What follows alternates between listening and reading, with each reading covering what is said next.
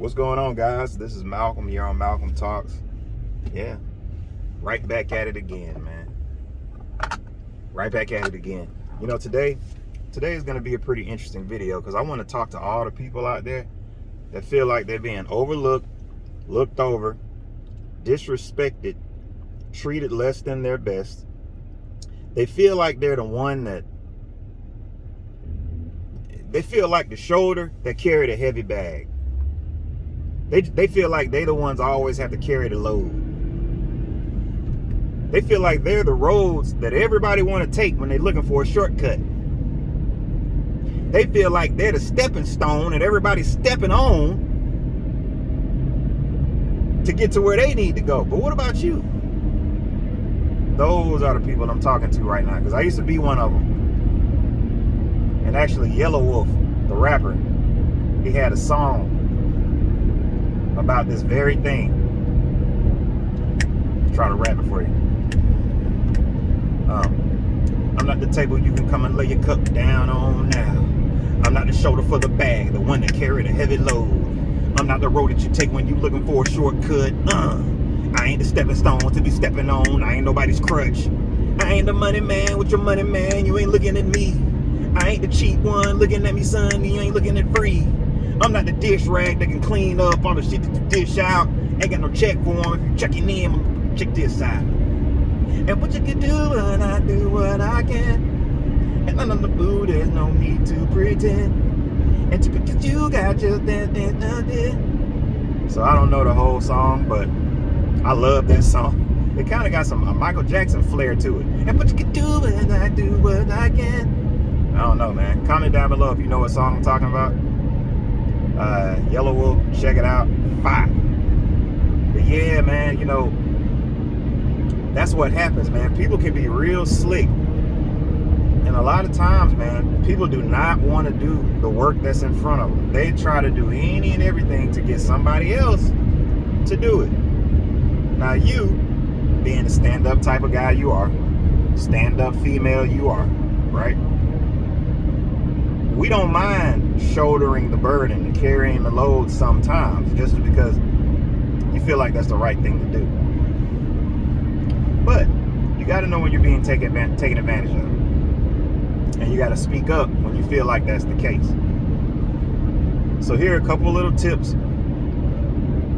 that I've learned that on my journey that may help you out too. First thing you got to do is just accept it. Accept the fact that, okay, it looks like right now somebody's trying to get me to do something that they should be responsible for. And I want you to let that sink in. Accept it. You don't have to do it yet. You don't have to do anything, but just realize what's happening. Like, okay. Because a lot of times when you blow up too quick, they get a chance to kind of adjust and do this and that. But if you just relax and say, okay, tell me more about what's going on, you'll start seeing like, oh wow, they're really trying to get over on me. So it's good to just sort of relax and figure out the whole situation first. Number two, don't make any assumptions yet. Try to hear everything out. You don't want to jump to conclusions like, man, I ain't doing that. It's like, I wasn't even asking you to do that, bro. Calm down. You know what I'm saying? You want to be sure that this person, you want to be sure that you got, you know, you have a clear understanding of what's going on. You don't want to jump to assumptions. You don't want to jump to assumptions. Number three, you got to communicate. You got to come up with a template or something of, hey, you know, I would like to help, and in theory I could help, but in reality I got so much other work going on that it's just going to be very difficult for me to do that. Therefore, I'm going to have to bow out on this one. You know, can we maybe punt this off to somebody else? You know, somebody else that can do that type of work? That's not even my lane for real. Not that I don't want to, it's just, in theory, it seems like I could, but in reality, I got too much other work. I can't help you with that right now. I'm sorry. And so these are the types of things, man. You know, go on Google, man. Look at templates. Look at templates. Say them out loud a couple times. Get used to it. So that when that time comes, boom, you already have your ammo. You're not trying to figure out what to say. Meanwhile, this person is just quick because they're used to not doing anything. All they want to do is get somebody else to do the work. Now, if somebody's paying you, then you have to be a little bit more selective about saying no.